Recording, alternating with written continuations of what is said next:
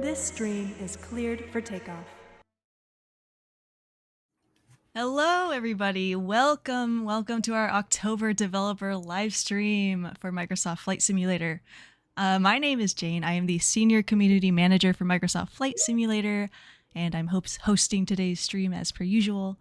We do look forward to answering many of your questions this morning. Great to see y'all in chat. Of course, just a reminder before we get started, we do have Q&A sections throughout this entire presentation. We do ask that you hold questions for those sections. You'll see section titles like aircraft or 2020. Try to focus your questions on those if you can. That we would love to keep them all, within theme. But I'd like to welcome back here on screen on the left, we have Jorg Neumann, head of Microsoft Flight Simulator. Welcome, Jorg. Hi. Morning. Thank you for joining us today. Yes, wherever you're tuning in from. In the middle, we have Sebastian Wloch, Asobo CEO and co-founder from Asobo Studios. Welcome. Hello. And to the right, we have Martial Bossard, executive producer at Asobo Studio. Hello, Martial. Hello, everybody. Thank you three for joining me today. And chat, I don't know if you all join us for Flying Fridays or not, but we love to put a special guest in the hot seat for a second. So if you all can just go ahead and chat and type where you're tuning in from today, I'm going to have Jorg here just read some of the cities and countries you're from as fast as he can. So go ahead and let us know. Great.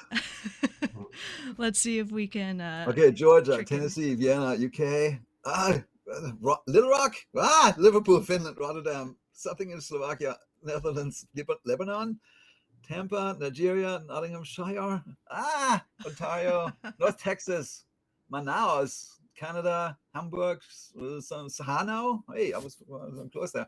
Luxembourg, Montreal, UK, Wellington, Washington, Nova, Thailand, Tel Aviv, Nicaragua, Albstadt, North Carolina, Phoenix, Norway, Denver, New York.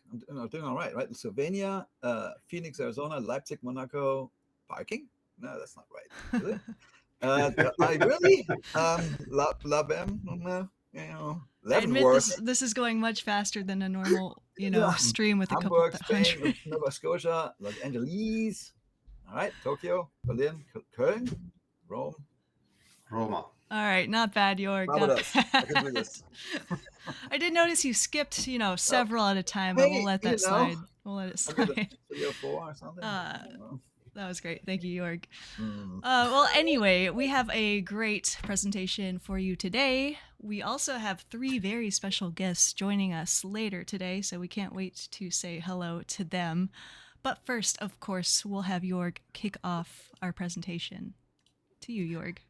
Thank you. So hi, everyone. Great to see you. It's been over 2 months again since the last dev update. We've been pushing really hard. All the teams have over the past few months. I hope you've already seen some of the results in Sim Update 4 beta. I'm getting some real positive signals from you all, and we all are, which is awesome to see. So like always, I would like to say thank you. Engagement in flight sim has been very high, and I just wanted to give you an idea. So since we last met, over 500,000 new users have tried the Sims since our last meeting. So the hobby is doing quite well. And then just to recap what we've been doing. So we went to Germany, went to Gamescom and had a city update. And I saw earlier you want another German world update. Really? I don't know what this like.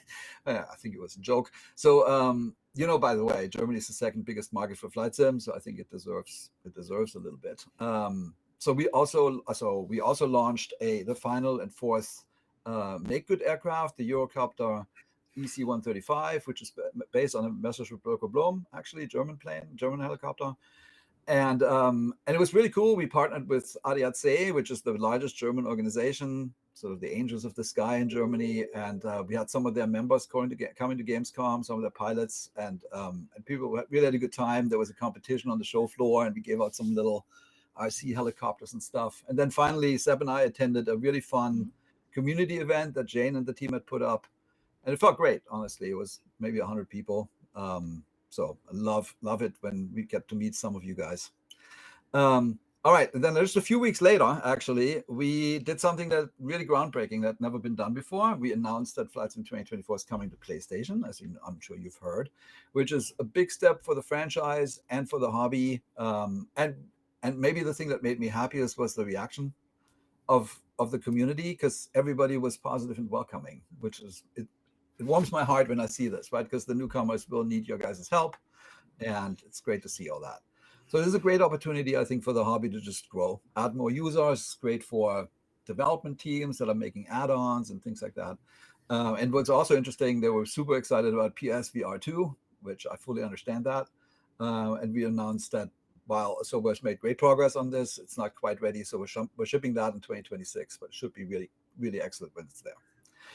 And then one day later, there was something called TGS, or Tokyo Game Show, and we had prepared for quite a while and it actually leaked, as some of you might remember, a World Update Japan. It was the biggest number of what we call AOIs, so these basically photogrammetry environments.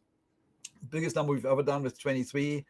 The quality is really, really good, and I think it made the Japanese community really happy, and I read some really good feedback on the forum. So thank you for that. And alongside this, we also launched what I think is a really great local legend, the only Japan-built airliner in the last 80 years or so, the NAMC YS-11. And this was actually inspired by one of us, one of y'all. So there's a Giuseppe Nerva was, we did some chat at Gamescom a few years back, and he was telling me about the YS-11. I never heard about it. And but the decision was made to build that plane with I&I Builds. I think they did a really good job, and it's really also great to see that you guys are enjoying it. I know the first update is already either out or coming out very, very soon. And that gets us to the roadmap real quick. So it's already October, which is shocking. So you see we did two World City update, World update, a couple of more airplanes, Sim Update 3, the PlayStation announced. But there's a few things left for the rest of the year, and some of that we'll discuss today. All right, Jayne, back to you. All right. So we have our first round of questions here. So we're talking Microsoft Flight Simulator 2020. So if you have questions around that one, please feel free to ask in chat. But we'll start with our first one here. Can Asobo reallow zoom level above 18 and the 512 by 512 textures that have been supported by 2020 up until Sim Update 16? Even if Asobo directly doesn't leverage the higher quality, this is then allowing community and developers the scope to use such quality. Thanks. Seb, I believe you can hello. I can address it. Yes. I can take this one. Can you hear me? Yep. We can. Okay, there's some lag. So this took us a little bit by surprise because we did not expect this to break, but we pretty much this is something which was not planned or it's not a design feature. It's more like something that did just work, and the team has investigated. I don't know why it doesn't work anymore, and also surprisingly, they did not know how this could have worked before. So in order to make it work, we need to investigate and check basically what was happening. And so we're going to look into this. If that's an important feature to make work again, we will for sure find out what happened and fix it. But this is not something deliberate or anything. We just did not expect this to break or anything like that when we did this update. Yeah. Thanks, Seb. And regarding SU16 as well, our second question here, the resolution and color quality of aerial imagery has dramatically decreased in many parts of the world in 2020 since 16's update to the latest big maps. Can you please provide some insight why this occurred and whether it'll be resolved? There's many devoted users who would like to keep playing the sim at the high quality that it has been. Yeah, so basically the first thing is, can you provide some why it has occurred? Basically, we unified the world. We've always talked about this, that flights in 2020 and 2024 should have the same basic information, like the height field is the same, the textures or aerials are the same. So what you see on 2020 is exactly what you see on 2024. Now, one of my favorite places in the world is Grindelwald, and I actually fly around there ever so often, and I saw the same thing. The dark, nice green, lush textures we had before are now a little bit more yellow, simply because the satellite images we got was later in the year when it was dry. And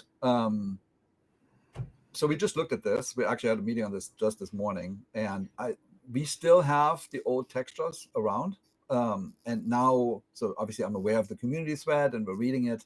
So we're going to do an exercise where we go through what is better, what is not, and make some creative choices. And I think it's going to, I basically said the Asobo art director should be part of this, because it's a lot of it is an artistic decision, what actually feels more vibrant and more fun. But we'll work on this and we'll get back to you exactly how we do it. But the theory is we can create our own world, which is kind of a blend of what Bing has and what's great for Flight Simmers. And then we'll come up with a hopefully optimal solution for us all. Nice. Thank you, Jorg.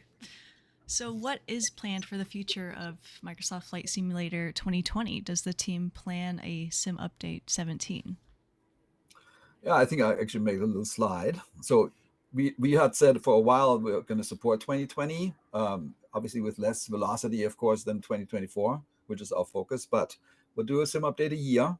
In this particular case, yes, we should add a little one, because the team they've been working to fix the biggest offenders. So I think we find 3 of the biggest issue that we still have on Simulated 16. So the team is asking, is requesting the fact that we do an update. So as soon as we will have time to do that, we will. Yeah, I think this is I mean, right now everybody's working on Sim Update 4, of course. This is the full focus. After that, we'll look into when exactly can we tackle this. Otherwise, we'll overload what's called the build and release team and the test teams and such. But we're gonna do a 16.1 in this case. Okay. And then so Sim Update 17, it's not a typo. We're making one Sim Update a year. We just did Sim Update 16. I actually kind of forgot exactly when that was, but it was sort of in the summer. So in that case, the features are TBD. We're going to look into what is actually back portable from 2024. That's a discussion we're starting to have now as the year sort of winds down. We're planning for the next year, but that's the general plan, making an update next year somewhere in the summer.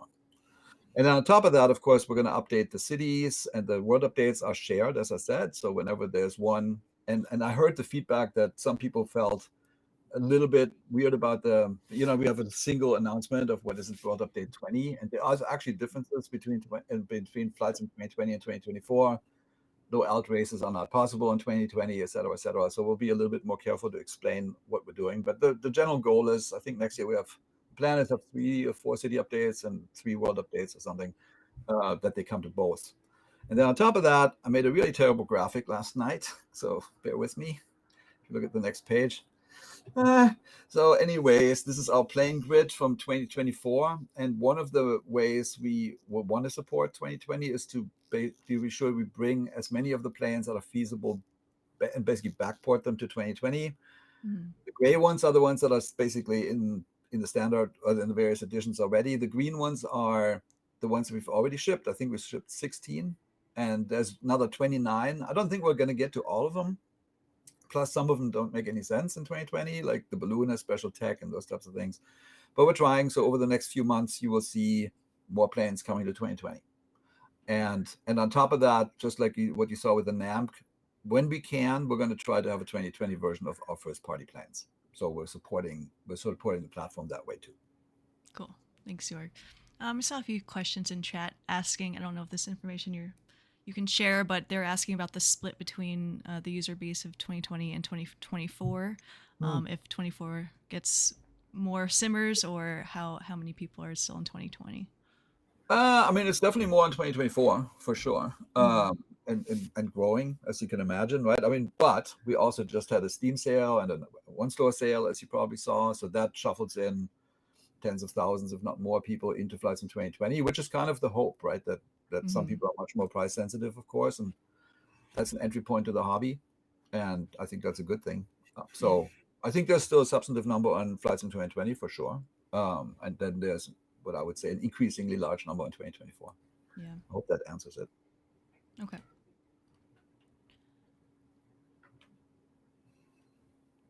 All right. Yeah, I'm seeing a lot of great questions in chat for 2024. We are going to get to a section very shortly, so we'll answer some of those questions soon. But first, we'll talk about our feedback snapshot.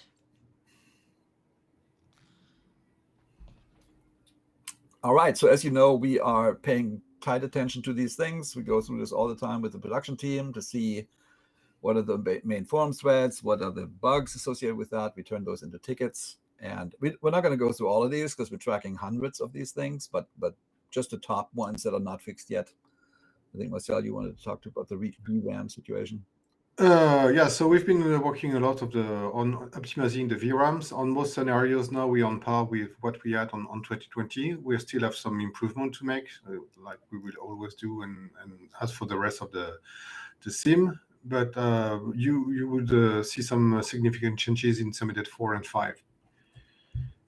For the rest, do you want me to well, comment ground textures are maybe? blurry. I think that this is Yeah. also more on your side. Yes, well, it's a long thread. It's embedding a lot of things. We've seen some issues on the airports, on the LOD system. So we've done some changes also for Simulated 5. Simulated 4, sorry, but it will be an ongoing situation. If you look at the threads, there's so many points there, so many different subjects that it will be almost impossible to say fix for good here. But it's always an improvement. The PC12. Yeah, so we have a new build from Carnado that's currently in test. Exactly. We believe this is fixed. Then the next one, the main thread, that's interesting because some people say it's fixed, and then I don't know, Martial, if you want to talk to this. Well, maybe Seb would be the one suited to talk about the main thread. No, about this issue, I have no idea. Yeah. Main thread loads up and doesn't recover. Yeah, I heard that there's two things that look suspicious that the team is currently looking into. So some people tell us it's fixed, which okay, and some people say it's not, and then there's two things that the code team is looking into right now. But basically, this is the most difficult part for us. Is like to be able to reproduce exactly some situations, and with the huge variety of hardware and configurations, sometimes it's hard to get. So we're trying to repro as much as possible. Yep. Yeah. So please keep giving us some feedback and most precise feedback you can get on the forums, because it's helping us a lot on that kind of situations. All right, helipads. There's helipad and airports. We're looking at the tracker all the time. This is mostly on Gaia, and they are obviously totally aware. We have tons and tons of new packages that we are pushing up.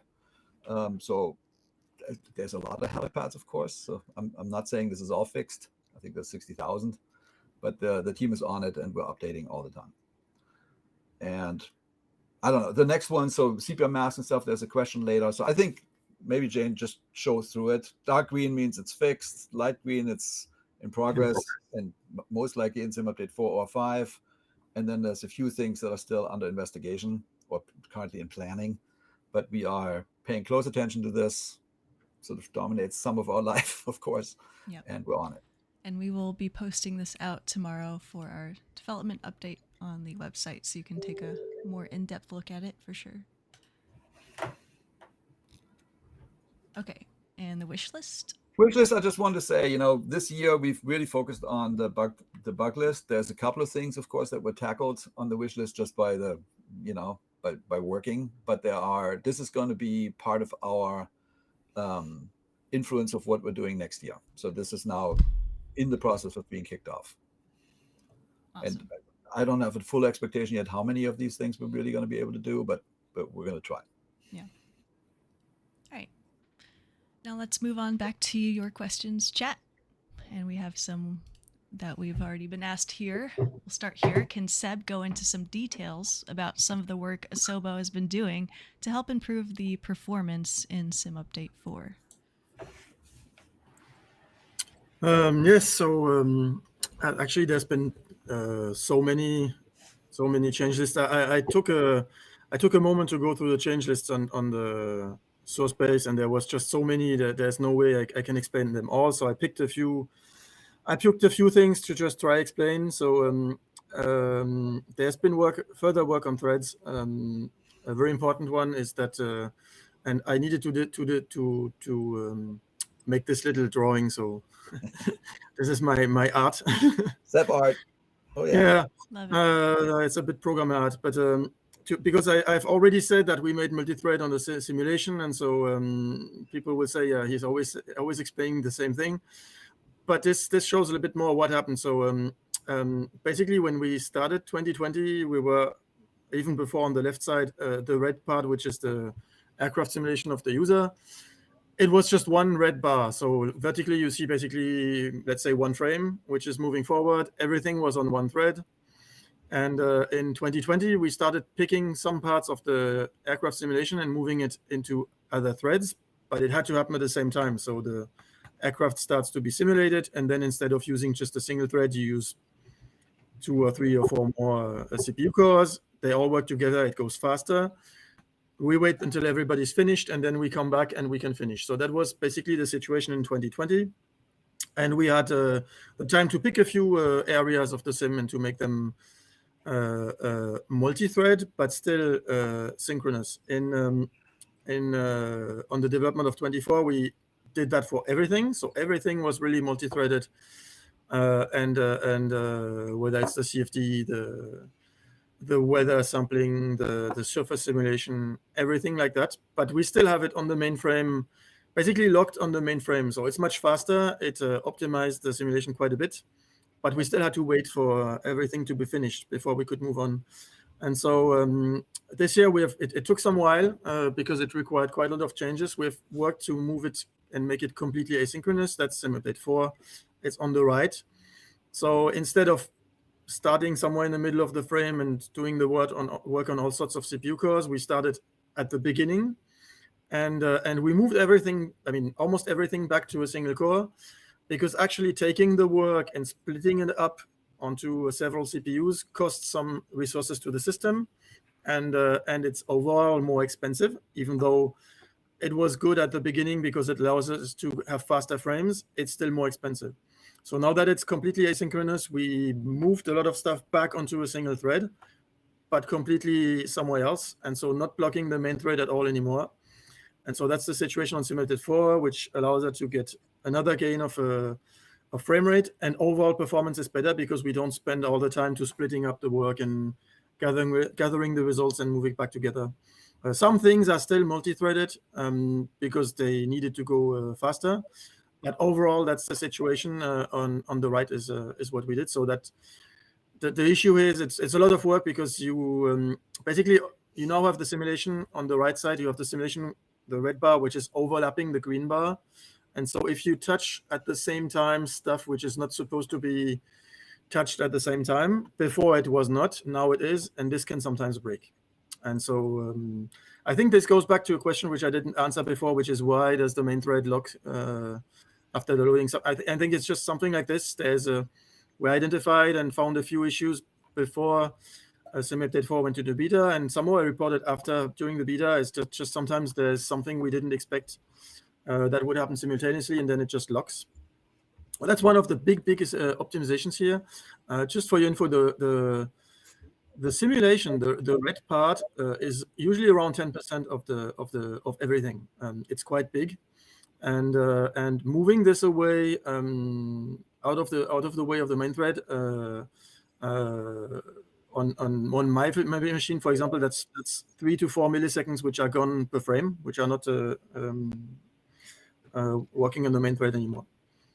So on the next slide, I think I have something another nice image. Okay. So we also did a lot of these, which is not a single place. It's quite a lot of places. Basically, this requires to rewrite a little bit the system so that it is more friendly for the CPU memory cache. The CPU has a cache because the memory is not as fast as the CPU, and so when the CPU goes to memory to do work, memory is loaded into the cache, and then the CPU works in the cache.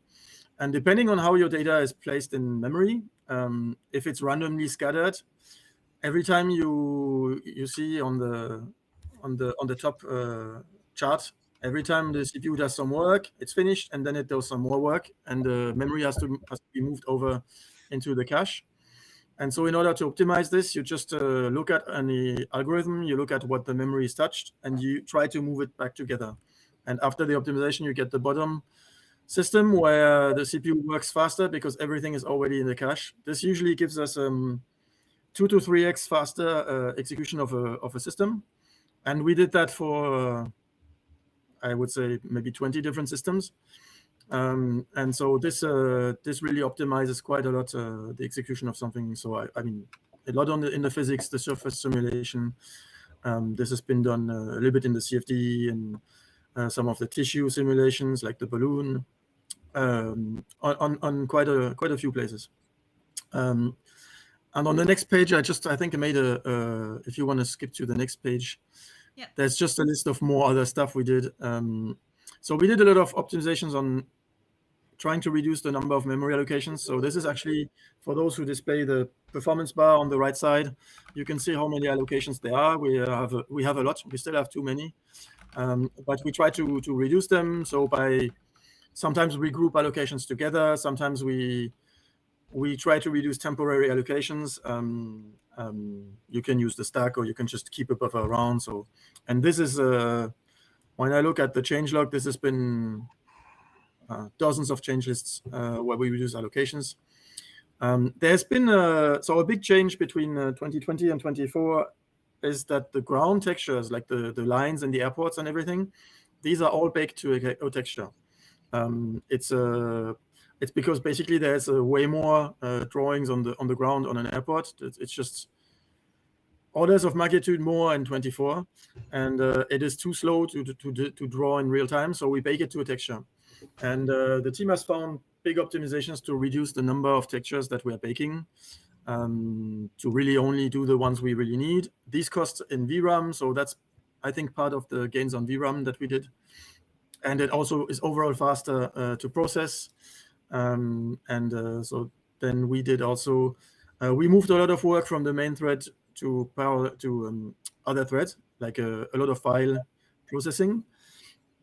The animation system. So that's a very complex system because we animate a lot of stuff, and animation is very expensive in the sim because, like, on the cockpit you have so many buttons and levers, and all these need to be animated. So it's a pretty complex system, and it's been improved working over several cores and threads, and it's more efficient. And we also optimized the simulation of the humans in the world. So lots of different things. That's just really a subset of the stuff we optimized. Ooh, thank you so much, Seb. That was a great explanation of all the performance improvements. Really appreciate it. We'll move on. We have lots of questions to answer here. So the next one is, what's the status on features like bush trips, Reno air races, Red Bull air races, etc.? Yeah, so Reno air races, we are launching this. So we talked about it with the national, what are they called? National air race. So they're obviously in Roswell now, and we just had a team. They are basically capturing the first flights and actually looking what the layout of the course is, and that is when we're launching it next year. Red Bull air races, the intention is we're working with Red Bull now to launch this alongside Sim Update 4, most likely. And bush trips are under development right now. This is something we're looking at for next year. Awesome. And for another feature, what is the status of the World Hub for 2024? Well, we're working on that. So as Jorg said earlier, both teams are now sharing the same imagery data set, but yet we still have some differences on the airport data. So what we need to do is to do one single tool that works for both simulations and both data sets. So it will take some time. So I will most probably say my usual answer. It's in the pipe. It's a matter of time, budget, and priorities that we have to select with Jorg and the team. Yeah. All right. With night lighting being addressed by the team in the Sim Update 4 beta, are there any improvements we can expect in terms of atmosphere and clouds next? Yeah, hello. Can you hear me? Yeah, I lost you for a second. You are back. Okay, I've lost audio. Are you gonna show videos or? Yep. Can you hear us all right? Ooh. I've lost audio too. They both seem to be fading out. We do have videos I can share. Hi, Seb. Is that a problem? I hear everything. I hear everything. I have a huge lag. I don't hear anything. Okay. I'm in the same situation. I can't hear Jayne anymore. It might be very sorry. The program. If you guys can try restarting the voice and video. But for now, maybe we'll have Jorg answer some other questions here in chat while they work on that, if you're okay with that, Jorg. All right. Should we unlog and relog? Yeah, that's what I you think we should can do. do that. Oh, Oh, it's back. It's back. It's back. I okay. can hear you now. You good? All right. If Yeah, that happens go ahead on again, that. try refreshing. Yeah, Might fix it. But yeah, we were talking about that was the first. Very sorry. That's okay. First the night lighting, and then asking about improvements to atmosphere. Yeah, the night lighting. So are you gonna show? So the night lighting, I have a few videos. If you wanna maybe show them in order you want, I will just talk to the videos. If you can make them loop, maybe. Yeah, got him. Yeah. Is it playing maybe or They are not? playing, yes. Okay, I can't. Yeah, I don't see the feedback on Twitch. Okay, so for the night lighting, the team did an amazing job because it's just to realize the scale of the thing. So to go back a little bit, we had a bug or task in the wish list, which is get rid of the sepia night lighting. So the sepia is basically our solution when we displayed the night lights at a long distance, because basically when the lights are generated in real time based on the vector data of the streets or everything, and when they are far away, we don't have that data anymore on the machine, and we need to display the lights at a distance. So we had this texture of the whole planet, fairly low resolution, and monochromatic, which was called the sepia texture, but it was really just the night lighting baked on a pretty low texture resolution. So what we did is we baked all the lights of the world onto a much higher resolution texture. So this new texture is 16 terapixel. It's 4 million by 4 million. So it's huge. And so this obviously 16 terapixels. If you do the math, if you do that in color and everything, there's no way this can fit on anywhere, on any machine. So this is baked, and it's just like the terrain system with the daylight aerials of the world. It's been baked and moved to the cloud, and this is streamed to the local machine while you fly, which allows to have this resolution from far away or from far away to very close. You can just zoom in. And all the lights are baked exactly like they're rendered in the sim, so it's exactly the same lighting, whether you're close or far away. So obviously this is streamed just like the terrain. It's compressed before, which in the end makes it much smaller. But still, this is this is the new processing. We move the lights to the cloud and stream them in. So it should look like exactly the same when you look in the videos. There's one video where we zoom out continuously over Dubai, and you see that there is virtually no difference between far away or close. There's no break, no transition. It's continuous up you're out into space, and so normally you have exactly the same visuals when you're flying. Any light, even up to the horizon, you should get the same visuals of the streets and cities than when you're close up. So no breaks, nothing is different from a distance and close up. And so there's we have some feedback. We need feedback. So I think there's some improvements to make on airports which don't transition perfectly. So on airports it's a bit difficult to bake because they don't have the same lighting from every direction. And so maybe there's a few other things so feedback is welcome here, but this is the completely new system that is right now only on the sim update for beta, but that would then be rolled out more generally. And after that, so we're most likely, so we have a backlog, but we're going to focus on the wish list based on priorities, most from top to bottom. We have a backlog on all the things, weather, clouds, and everything, and based on the priorities in the wish list, we will just tackle them down, and that's going to be in upcoming sim updates. Awesome, thank you. Yeah, really great job on that night lighting. We're getting the question, will landmarks being lit up? Some landmarks are being lit up Bright? We do have this question actually later on, so we'll answer that very shortly. But our next question here is, prior to MSFS 2024 allowing users to locally download and install content via My Library, Seb talked about how the fully local size of the sim would be between 1 to 2 terabytes. However, users with the largest edition of the sim see that it's less than 500 gigs. Is something still in the works to be downloaded locally, like an offline version of the terrain, or was this number off previously? Me again. So yeah, I double checked this. All these informations are correct. So when I think the number which was given between 1 and 2 terabytes, that was last December, and at that time when we did a measure, and so we did not implement the local download was not implemented yet, and we measured 1.4 terabyte at that time. And right now, I mean, we did that just yesterday. We're just below 500 gigabytes once it's installed and downloaded locally.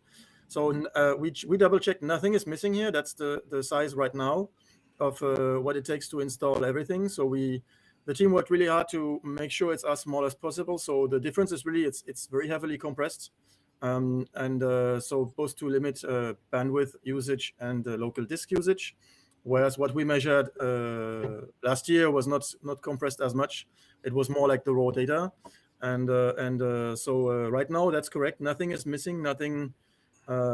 We didn't see anything, or nothing is supposed to be added later, except any future update or anything. But that size is correct, and it's just been much more compressed than a year ago. Okay, thanks, Seb. All right, here's that question. So since 2024 was released, what is planned to fix the overly bright POI issues at night? I know the SU4, there was a fix for night flying, which you saw like dark buildings and floating lights. What's causing the bright lighting of POIs? Is it because older world and city updates are not really compatible? Or is there another issue causing this? It's kind of both. So some of them were exported as 2020 packages, which caused a problem. And then there's also a bug. I think when Gaia uploaded, basically made some lights, they changed the lighting values and they got distributed over many POIs, and all those fixes are currently in progress. The Gaia team's on it, but it's unrelated to the other night lighting. Okay, got it. Thank you, Jorg. And on the world map, you need to zoom in a lot to see the POIs in 2024. In 2020, you didn't have to zoom in all the way to see it. So this person has to go to 2020 to make their flight plans based on POIs. Is it possible to update this in 2024? So actually, yes, we did some changes in 2024 because the solution we chosen was to behave like a usual map service in map web service, and so we used the city names as reference for location. So by doing that, eventually we had some readability issues on the map. So it has been decided not to be overloaded by informations, to reduce the zoom level on which the POIs were displayed. And so we did another review with the team today with that comment, and it looks like we can find a solution on which we could also bring back some at least the star POIs on the web on the main map, and to change slightly the behavior to reintroduce what we did on 2020. Yeah, awesome. Thanks, Martial. All right, this is a question from chat. So how does the team decide between if a hotfix needs to go out versus if it's going to be in the next, say, beta for testing? Open to the floor. So far, the hotfixes are supposed to only fix the bugs that are completely ruins the experience and that can prevent people to play. So in order to do that, so what we are choosing to do is to do that sim updates. As a matter of fact, every time you do a change on the code, there's some side effects. And it's so complex to do something like flight sim that it takes time to do some tests and to collect all the feedbacks. So doing hot fixes after hot fixes, I don't think it will be the best solution of doing the dev. That's my opinion. I think I don't know, Jorg or Seb, if you want to add some answers there. No, it's complicated. I mean, I think this is a lot about the Sim Update 3 issue. We obviously we were in flighting for a long time, and I think it came in. I must have come in late. I don't really remember it, but we have moved on. At some point, we monitor how good is it. Feedback from the community throughout the betas collected by Jayne and team, and we look at the stats there a lot, and then we make a decision to publish. And then we have a certain time that we let elapse to see if anything is weird or something unexpected, and then we move over to the next sim update, which is what we did in this case. And then it's really hard to roll back and do things simultaneously. I'm not even sure it's possible on the build release side, but I think we heard the feedback that Sim Update 3 had an issue, and that is just we went out. We are learning from this for sure. Yeah. Thank you. And many users have reported stutters on landing or a loss in FPS when switching or panning their camera views at airports. What is the status on the investigation for this? Yeah, I can talk a little bit on this. So status on the investigation. So the investigation is ongoing. I actually checked again this week. There has been 2 fixes in Sim Update 4, which is actually in the form of optimizations. I don't remember if I put it in the list when I went over the optimizations, but one of them is an improvement of the garbage collecting system, which is actually affecting more stutters on landing and takeoff when you do larger movements in the world. So in Sim Update 4, the garbage collection system has been optimized, improved. And another one, which is loss on FPS, which when you switch camera, so I think it's mostly visible when you do like a 180-degree turn instantly, or at least very, very rapid movements. So this is the ground texture baking system for the airport markings and all that, which has to bake all the textures that you want to see that are coming into the view. And this has been, this is among the optimizations. I think they optimized it. I don't know if they halved it, but they reduced the amount of unnecessary renders of the ground texture that were done. There's also so I remember when we towards the beginning of 2020 we had a similar issue, and we introduced a graphic setting that was called caching, pre-cache terrain, something like that. And I think we almost or maybe completely got rid of any stutters when you pan the camera if you had that on ultra. And so this is all this setting still exists. This setting still has the same impact. It's just that this ground texture baking is new, and it is not fully integrated to that system. Right now, the ground textures are baked when you need them, and they stay around for something like 10 or 20 seconds. And so what we have in Sim Update 4 is this has been optimized. And I think the next step is to link this so that they just don't go away if that setting is maybe for ultra or something. So we're not moving so fast on this because this has a negative impact on VRAM, because if we keep more ground textures in the VRAM, then obviously we're going to eat up more VRAM. So I think it's a better idea to make sure the VRAM is completely fixed, and then maybe we can expand the processing of ground textures. But it should be better in Sim Update 4 because of these 2 optimizations: the garbage collection and improved ground texture generation. Yep. Thanks, Seb. All right, we are still in our Q&A phase. We are chatting about aircraft now. And yeah, there are lots of questions in the forum that were asking about various updates to some aircraft, so we'll go over a couple of them. First one being, is there going to be an update to the EC135 T1 by Nemeth? Yep, so they actually just submitted a new build, I think, yesterday. It's currently in test. We'll make sure that it's a significant improvement before we move it out. But I would say almost all of the plane developers are working on updates. You'll see this in Sim Update 4. Increasingly, I think it's 60 or 70 planes have been touched. So Nemesis is just one of them. Yep. And then we also have how's Hans doing with ATR updates? Yeah, there's two things. I mean, basically the ATR is super popular, right? So Hans right now is mostly working on improvements and bugs for 2020, but we also are working on a 2024 native version, and it's always been a collaboration with Asobo and Hans. So Martial, do you want to update on art? Well, yes, the plan is to port the ATR to the Flight Sim 2024 standards. So it comes with a bunch of new liveries and variations with the system that Flight Sim 2024 allows. And one of the nicest variations we will bring is the I-Line one. This is the very high-end kind of cabin they've got. So it's pretty nice and it's pretty neat. So yeah, we're excited by that.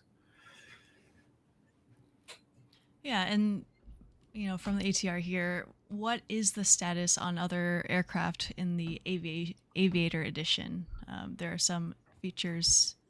Some aircraft have features that are buggy or non-functional in 2024. And what is the status on all of those planes? Yeah, I mean, we obviously have a tracker for all planes. I would say the vast majority of them are being worked on. Sim Update 4 is a huge push on aircraft. You'll see that again. As I said, I have a tracker that shows 120 planes. I don't know exactly how many, but most of them are being worked on one way or another.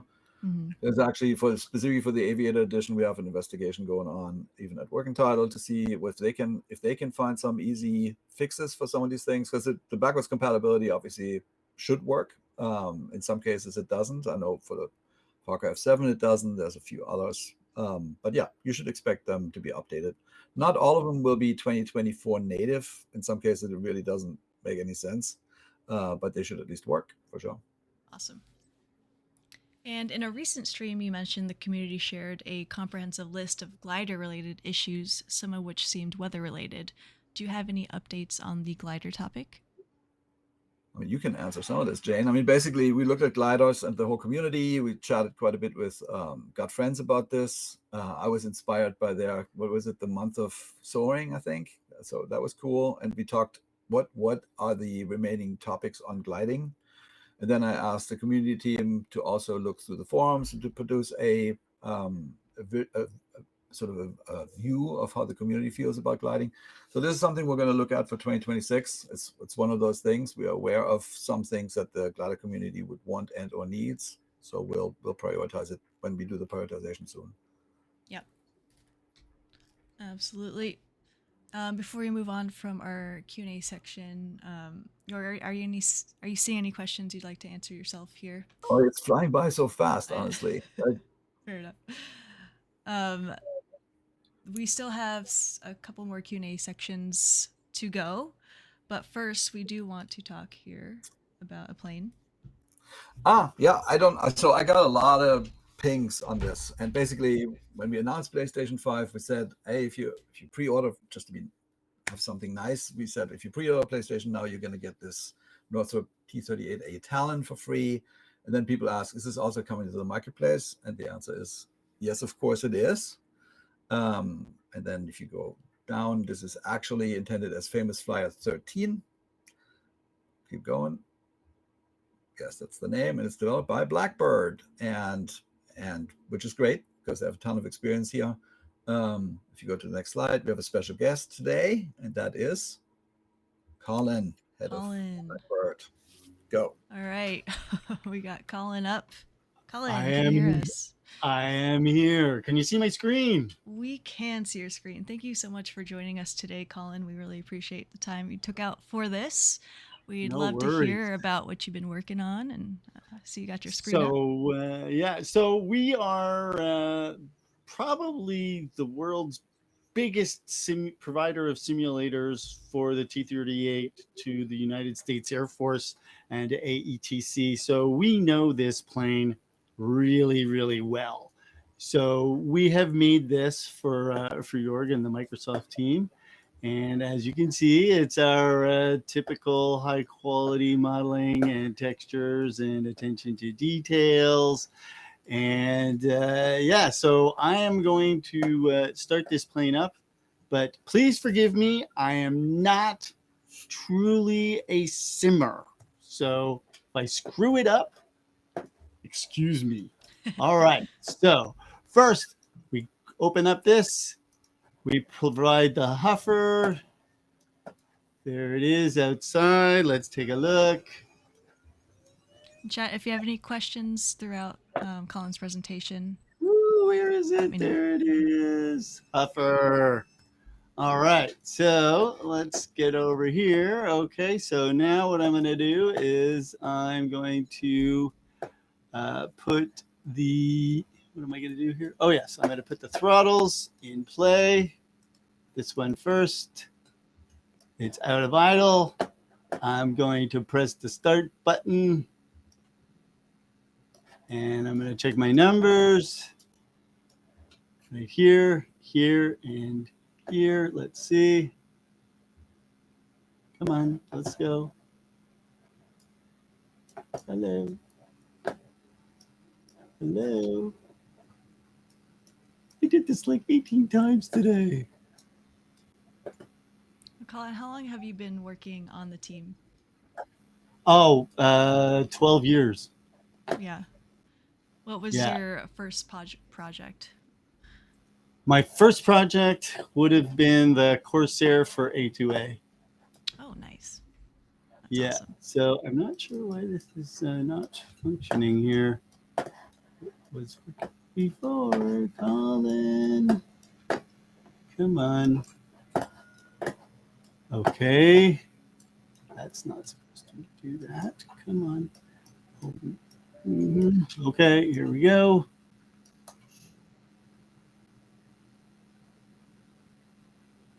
There we go. I didn't hold it for long enough. Classic. We all been Yes. Yes, it's like, I had to hold it for a lot longer. Oh, I could say the common meme there. Okay, so we wait for N1 to hit about 500 and it'll spike and then come back down. And while that's happening, we can prep engine 2. Well, actually, engine 1. And we can start that one too. All right, we got a clean start. Good to go. Carlo, no, we're just screen sharing here, so there aren't sounds and Yeah, the sound set does come from an actual T-38. Ooh, okay. Right? So, because, we have access to these aircraft. Mm-hmm. So I'm going to turn, the battery is on. I'm going to hit up my lights.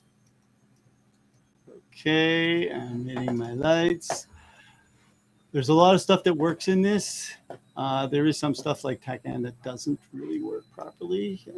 Okay, trim light is on. Yaw damper needs to be on. And I need pitot heat. And now there are no parking brakes in this aircraft. So I need to put on my parking brakes, which I have done. And I'm going to get rid of the huffer because I've got a clean start on both engines. Here we go. Now my chocks are gone. Mm-hmm. And I'm going to make sure that my flaps are down a little bit. I think they actually already are. No, they're not. Okay, speed brakes are down. I don't want that. Okay. And flaps down 1. Okay, and let's check. Speed brakes are still out. Damn it. Now, Colin, while you go through this startup process, could you tell us a little bit about the development of this aircraft and what your team has kind of worked on to make it happen? So we took the models that were done for the Air Force in P3D, and we redid them from scratch entirely. We redid the code. We had done a T-38A for Langley and for AETC, and for NASA, and so that's the code base that's in here, mostly sorta. We can't unfortunately go, 1-to-1 because the Air Force doesn't like it when we do that. Plus, I don't think we could afford to do it for that. Yeah, so the model has been completely redone, and you can actually, if you have the P3D one, this one is way nicer,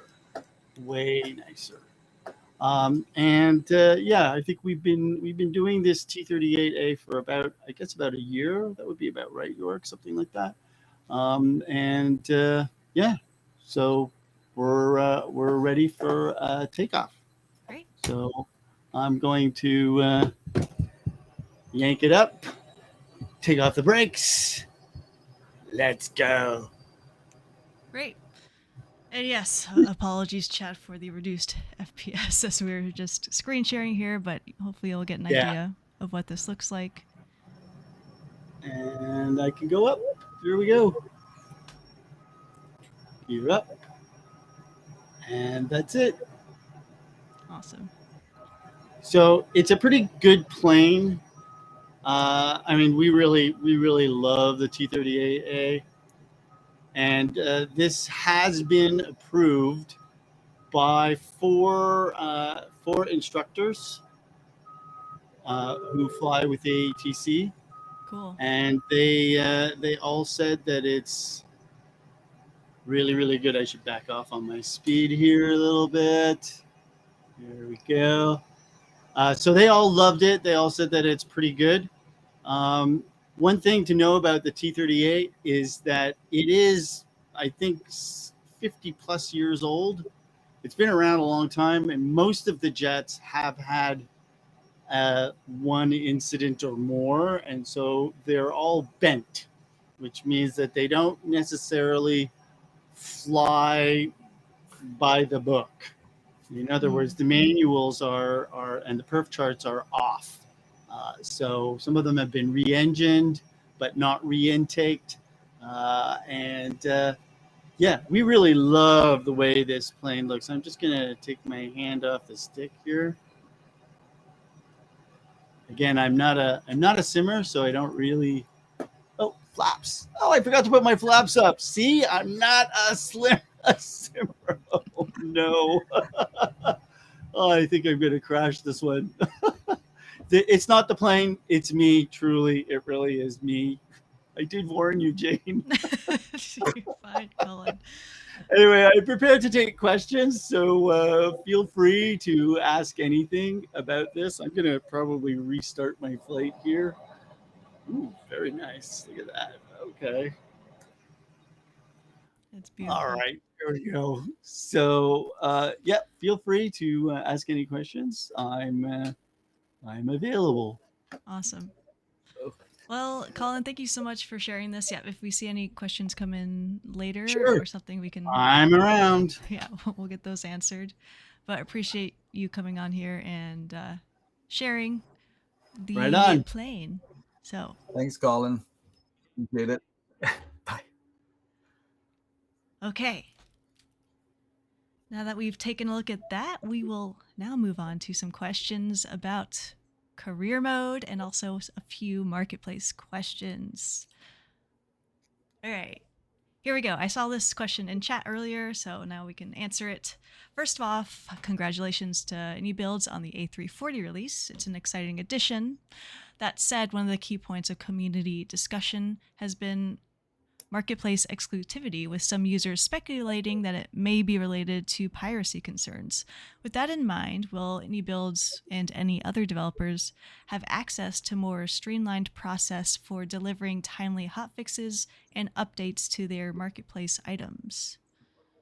Yeah, I mean, so I builds very excited about the plane. I would say that I think I saw it in their forums too, that one of the reasons is the community is the privacy things. I think they explained that, but I think there's a little bit of it's a kind of a misperception, I would say, about the process, and we have to separate between 2020 and 2024.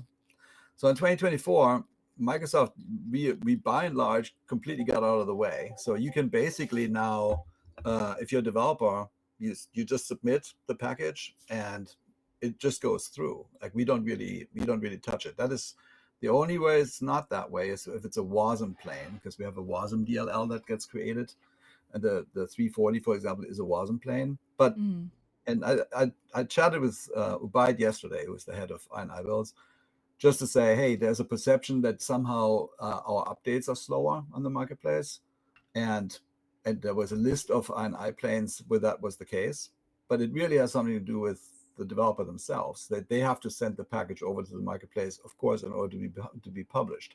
And the other thing is, sometimes people are waiting. So on their own store, they basically update the PC version only. And when they send it to the marketplace, it's PC and Xbox. But they don't have to. You can literally just update the PC version and go for it. So I think Ubaid is going to talk about this publicly in his own forums. And in general, I would just say we are likely going to publish when people send us packages, just to show you that the delay is really not on our side. If a developer does not send the package to us, we of course can't publish it. So that's basically the update. In 2020, it's much more complicated for us. The process was different, which is why we changed it for 2024. But in 2024, it's as streamlined as we can make it. Yeah. Okay, that makes sense. Thank you, Jorg. Now, regarding career mode, I see this in chat a lot too. Is there any updates or information you can give about adding heavy cargo jobs into career mode? I think you're muted. Yeah, you are muted, Marcel. Okay, so y'all can be the witness here. I'm always doing that, like on the. That's true. I'm very sorry. So yes, the plan is still to get the AV and Super AVB unlocked for Sim Update 4. The plans which are needed for that are still currently being reviewed by SQ, by the team that are testing the plan, but I think we're in good shape. So we should be able to unlock the specialization for cargo transport AV and Super AV. So for the cargo transport, the mission will let you to do some mid-range to long-range flights from using intercontinental flights. I'm sorry, and the main plan for that is the name is very long is Airbus A330-300P2F. Am I right? Yes, I think I'm right. And for the Super AV, it's super cool. You've got Beluga. You can do missions like from big airports go to some spaceports carrying some space equipment. So that's super exciting. Yeah, that's awesome. And then switching back to the marketplace, why does it still take years for new developers to get accepted to the marketplace? Can you elaborate on how the application process works and why devs don't hear from us years after submitting their application? Well, so it's interesting. So we had locked this down for a while simply because of the backlog we had, but we have not done this lately. So basically, applications are being approved. There is a little bit of a backlog. I'm not that close to it, but I would say last time I looked, there were like 1,800 applications, and then when you look at them, they don't really have any real world people behind them. So the team is still weeding through some of these. But I saw in the chat earlier something about micropros and the V17. I completely agree. Sounds really cool.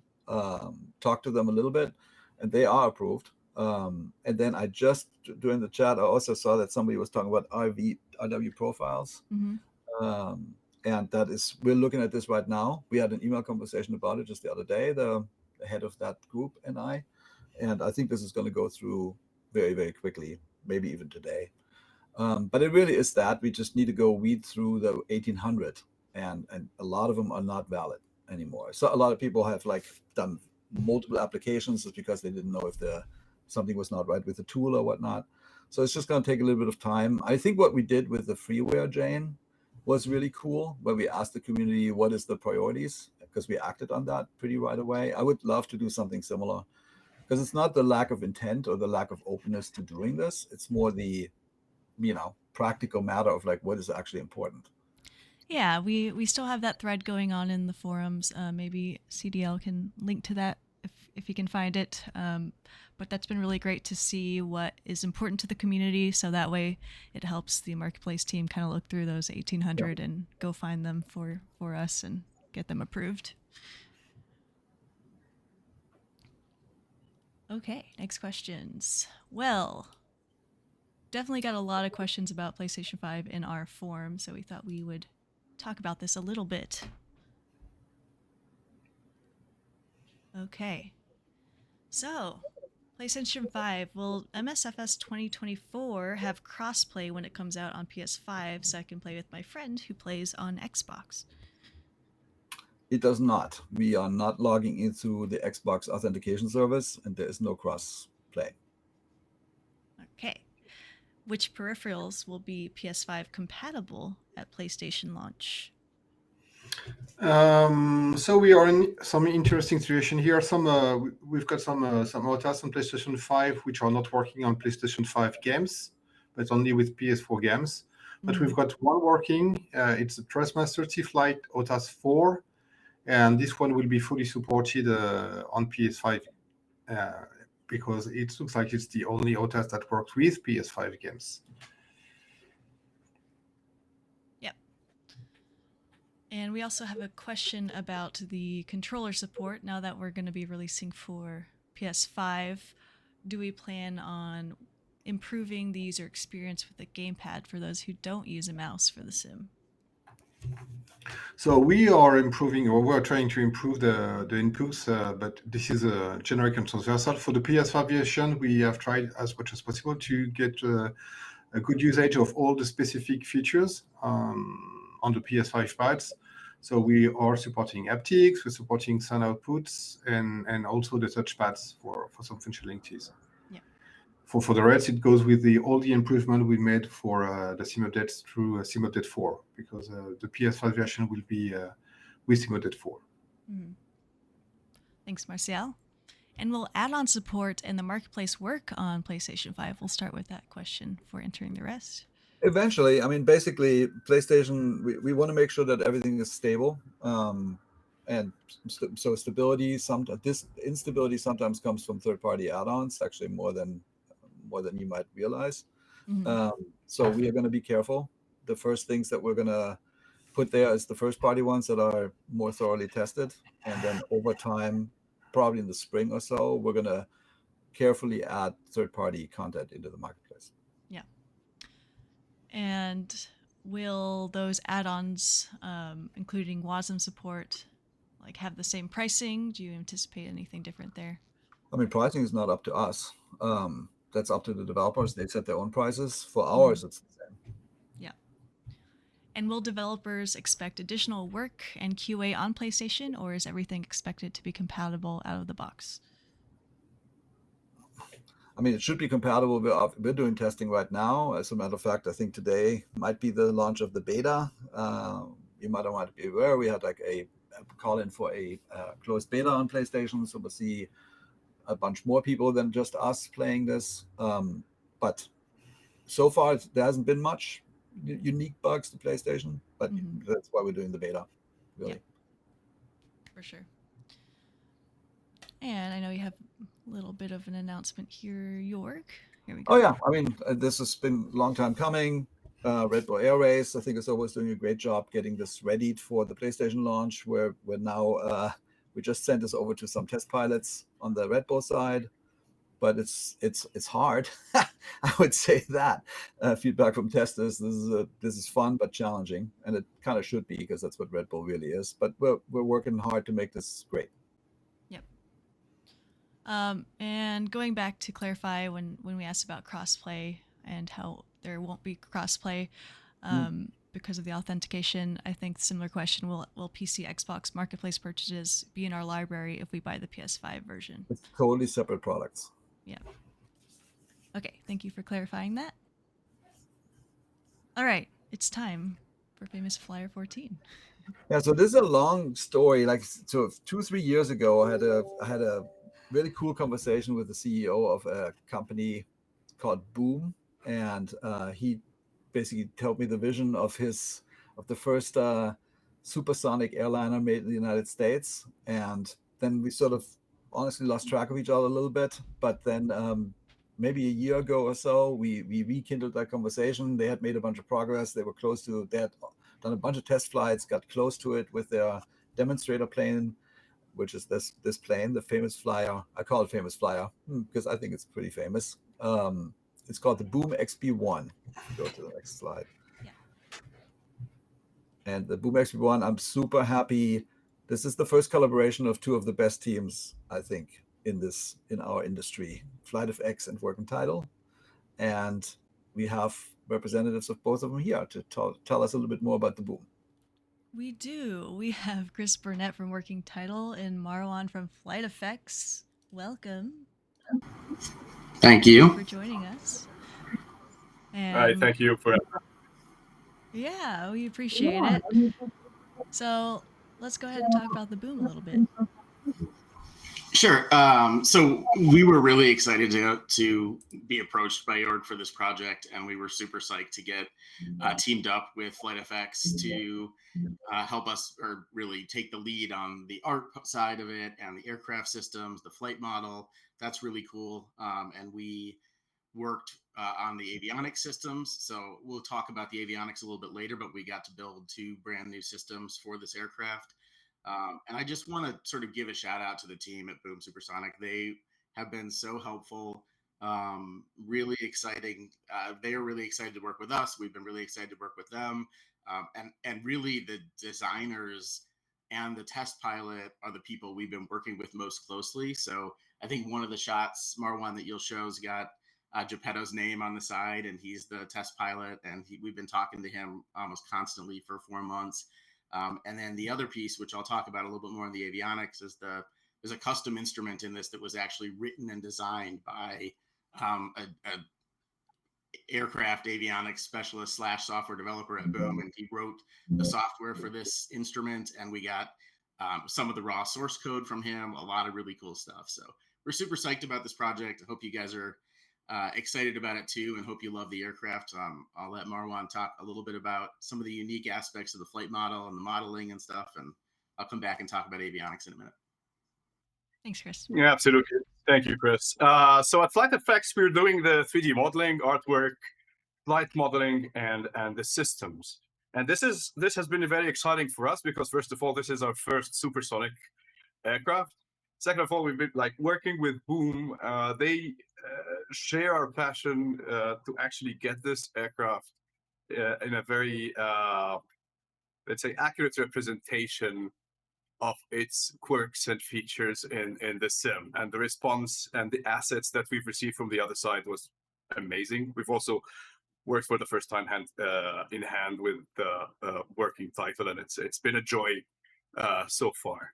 So this is a pretty significant aircraft in general because this is the precursor to the return of the supersonic airliner.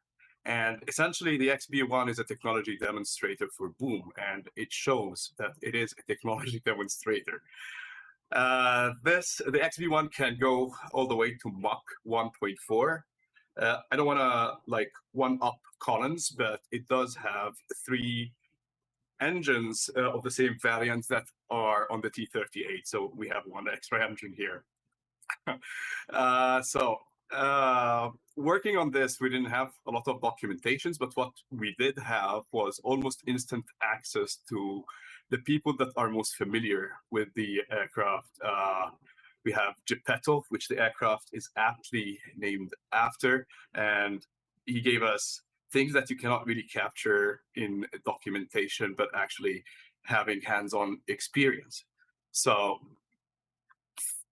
the aircraft is kind of quirky. For example, you would imagine a supersonic aircraft to have kind of like fly-by-wire control systems. But on the XB1, the control systems are surprisingly simple. There is no fly-by-wire, but there is a set of control interfaces to make it really difficult for the pilot to actually overstress the aircraft in supersonic flight.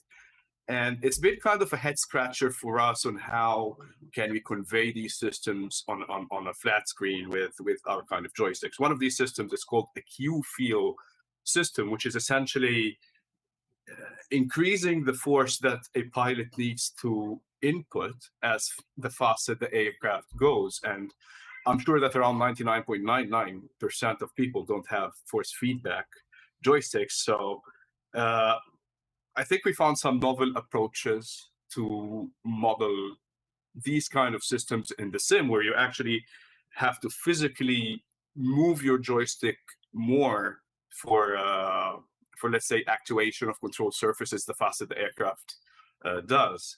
We also have a lot of dampers, pitch damper, roll damper, yaw dampers, that was a little bit difficult to make sure that it works in supersonic flight, but it results in an aircraft that is actually pretty controllable without any computer-aided assistance. Another quirky system on the XB1 is the center of gravity management, and this is a topic that is extremely important in something supersonic flight. And this XB1 kind of guzzles on gas, so you burn through a lot when going over supersonic when you are using the afterburners, and this constant burnout of fuel shifts the center of gravity. So there is a whole system behind it that moves the fuel around and prioritizes one of each of the 5 tanks on the aircraft to keep the center of gravity within a specific range.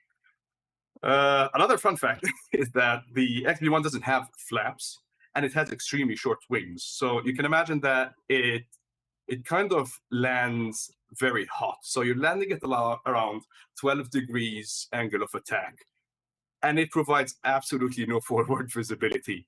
However, the engineers at Boom were pretty smart with this, that you do have a very big screen in the center, and Chris will talk about this shortly, where you have an actual camera. So you can see your surroundings on runway while you're completely nose up during landing. Another quirk is that it doesn't have lighting. It is designed as a test bed during daytime, so no interior, exterior lighting, no anti-ice as well. It is certified generally for clear weather.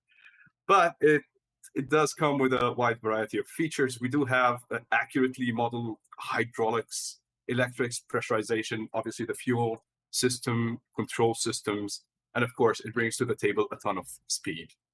That being said, one of the most exciting aspects that is introduced in this aircraft is it actually has a built from the ground up GPS system that I think brings a whole new set of avionics to the sim. The Avidynes 540 and 550. Chris will talk to you about that. Thanks, Marwan. Yeah, I mean, the Q-Feel system was pretty interesting to coordinate between our teams because we've got displays. Same with the CG, which I'll show a little bit. But I'll talk just a little bit about the avionics. I'll try to keep it short. But we've got 2 all-new avionics packages that we built for this aircraft. The one I'm really excited about is, I mean, I'm excited about them both, but I think the one I'm more excited about is the Avidyne IFD 550 and 540, and those are the instruments on the left and the right here. There's also the custom MFD that was designed and programmed by Boom, and we've done our best to faithfully reproduce that.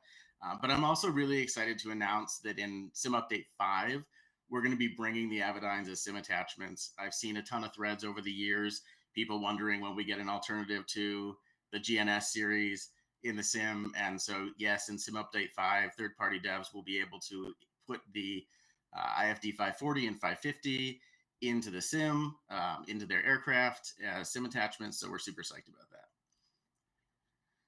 Just quickly, some views of the IFDs. We've got the flight plan page and nav map with the flight plan sidebar.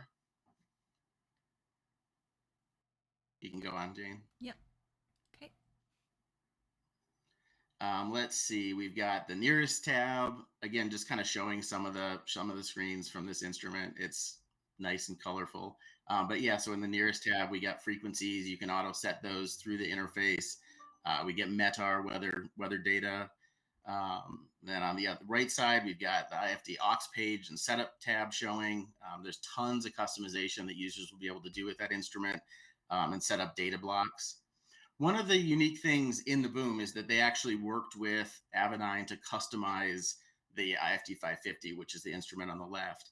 And what they did was build their own or design their own PFD as kind of a backup that is on the 550. So when you put the IFD 550 in a normal aircraft, you won't have this full screen PFD view, but it is custom for the Boom. And so we built that specifically for the implementation in Boom. So you've got a synthetic vision version and one without. Let's see. Yeah, and the custom PFD includes some other data that's not usually available, like the airspeed, altitude, temperatures, Mach, angle of attack, etc.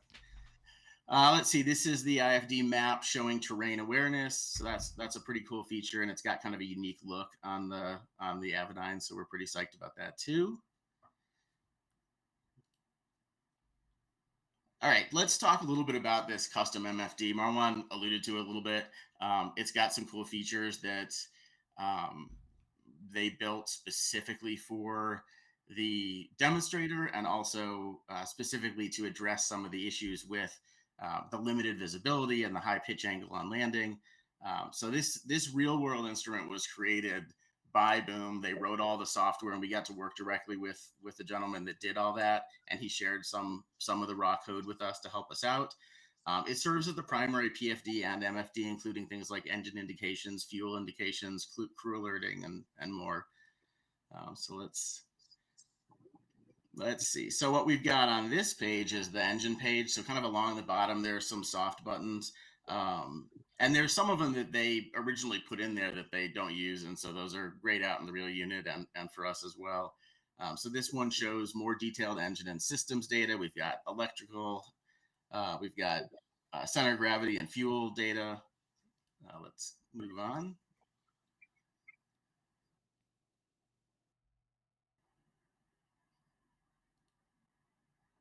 And then this page is really just for the landing gear. Shows detailed status of each of the landing gear doors and the landing gear itself. And yeah, this is the landing configuration. So it's got a camera in the aircraft that we've replicated on the PFD. So it goes into this kind of landing mode, and it gives you a little bit of a down view so that you can see the runway while you're at that higher pitch approach. It's also got kind of a generated ILS feature. So it's a pseudo ILS, really. There is not a nav radio that this is driven by. In the real aircraft, it's set up just to work on one runway. It creates a 2-degree glide path and lateral guidance into this one particular runway that they were using for testing.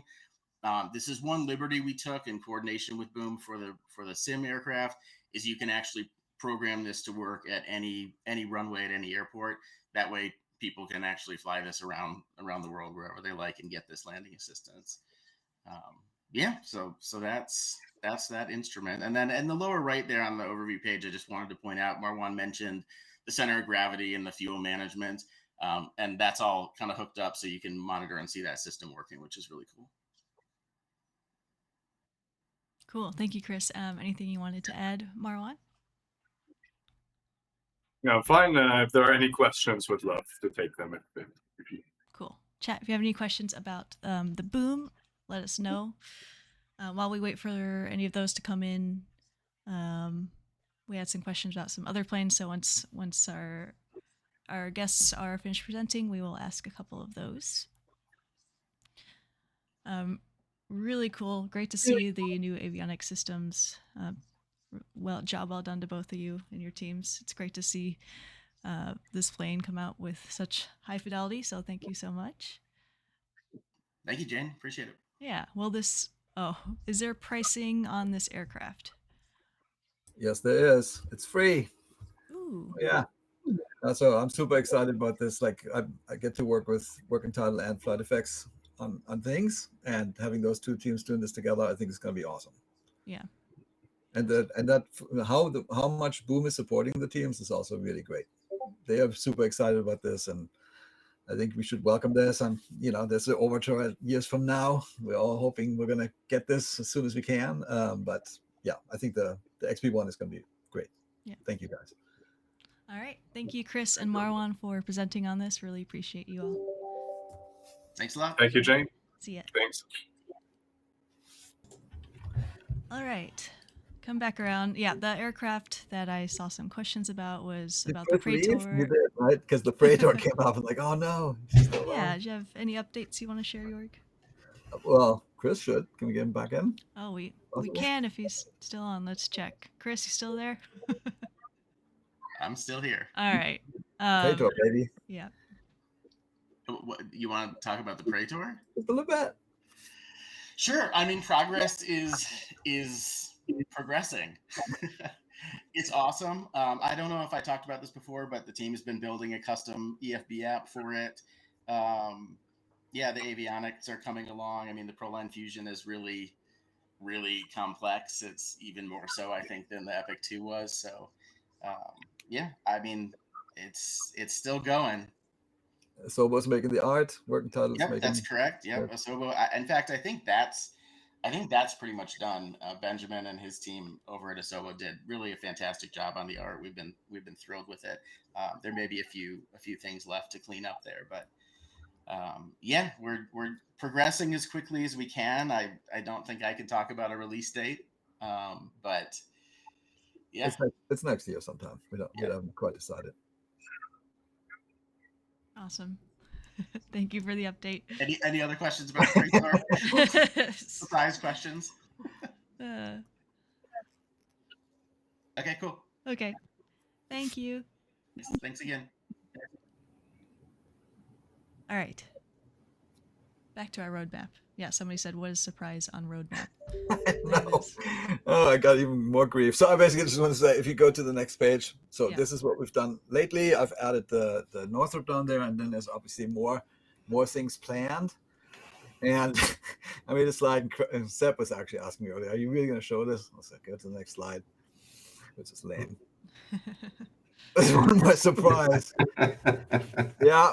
So we're not gonna we can't talk about it today, but it's cool, and I think you'll like it. It's coming in December, so one more great thing. So Sim Update 4, of course, that's really the full focus. And I did read the threads, of course. I understand the Sim Update 3 pain. Sim Update 4, everything we've seen so far is really positive. So let's make sure that Sim Update 4 is truly great, and then right after that comes this surprise. And it's obviously not PlayStation. That's already out there. So that'd be good. Yeah. All right. We are a little bit past our time here. We really didn't get to a lot of chat questions because we were so overloaded today. So maybe we could, if you have time, we could answer a couple and then yeah, and then head out here. I mean, we get this question, I think, every time. Will shared cockpit ever be coming to 2024? I don't know if you'd like to address that one. The H225. I mean, so I got a new build just 2 days ago from H225. Yeah. Okay. H225. There was just sorry, maybe I'm not answering your question. That's okay. That one's a good question too. I think it's a fair point. Like basically the 225. Obviously there were some struggles. I think the team was shared some of their struggles, but they have produced a new build. It just went into test 2 days ago or yesterday, one or the other. And the hope is to get that out for Sim Update 4 if it's stable. Yeah. Awesome. All right. Let's see. There are some aircraft that aren't compatible with the flight planner. For example, A320 and A330 models. You can't transfer a planned flight to the MCDU. Would this feature be added later so that all first-party aircraft will eventually be compatible with the flight planner? Too bad we don't have Chris yet. You get Chris back in I was here. like, He probably knows exactly what this. I mean, that's true. We need you, Chris. What was the question? Sorry. The question was about the flight planner. There are still some first-party aircraft like A320, A330, where they can't transfer a planned flight to the MCDU like they can with SimBrief, and they're wondering if this feature is in the works for the flight planner. Yeah. In fact, I guess I'm a little surprised. I thought that in the most recent builds of those planes that was working, but I could be wrong. Um, we wrote an API for both JavaScript and Wasm that I think was released with some update 1 or 2 Yeah. that allows Wasm aircraft to interact with the EFB and send the flight plan in both directions.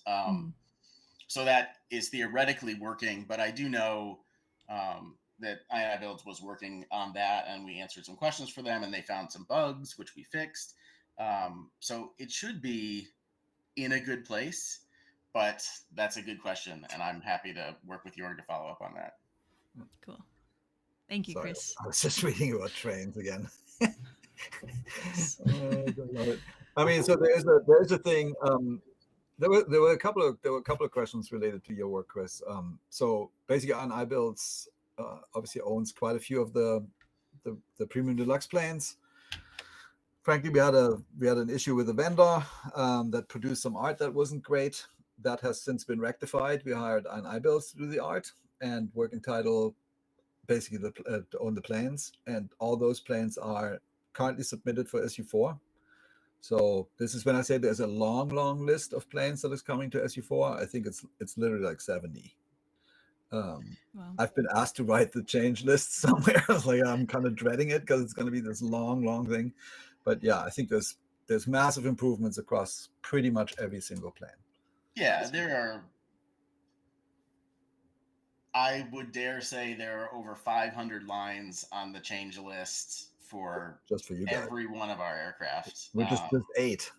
Just yeah, I mean, I would just give props to INI Builds because they've worked with us really since May or June on the art on all those aircraft, and they're, in my view, night and day. We were well aware of the issues. Jorg was well aware of the issues. Nobody was happy with it. No. But I would say they're in much better shape now. There may be a few issues, but there are less than 5 open art related tickets on all of our planes now. And I know the 747s like the Dreamlifter and Super Tanker were big concerns. We're in pretty good shape. I mean, when you look at the fleet, we're in pretty good shape. And somebody just popped a question about the PC-24 and Saab 340. They're both from Coronado, but Working Title also have their hands in this with some of the avionics, and that is also looking pretty good. So we have the PC-24s in test, and the 340 is coming this week. This is one of the last planes coming in for SU4. So there's really just a few planes, like the Volocopter has some issues. We know about one of the aviator planes, the DO 31 has some issues because of the very tacked tilt engine, which doesn't really come over quite right, but by and large, it should be good.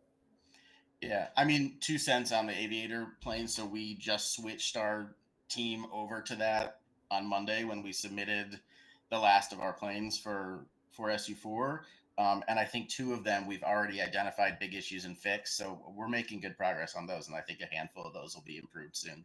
Yeah, so the C-17 already came in. There's a V114 on that one. And I know that they're working on an update. There's, I want to say, $6-7 left or something. And when does the 747 nose open? With Sim Update 4. That's right. That's done. Yeah. Yeah, that one came in from INI Builds really recently. We asked them to finish that and add audio for it, and they turned it around so fast. It was great. So yeah, it looks good. It's cool. Amazing.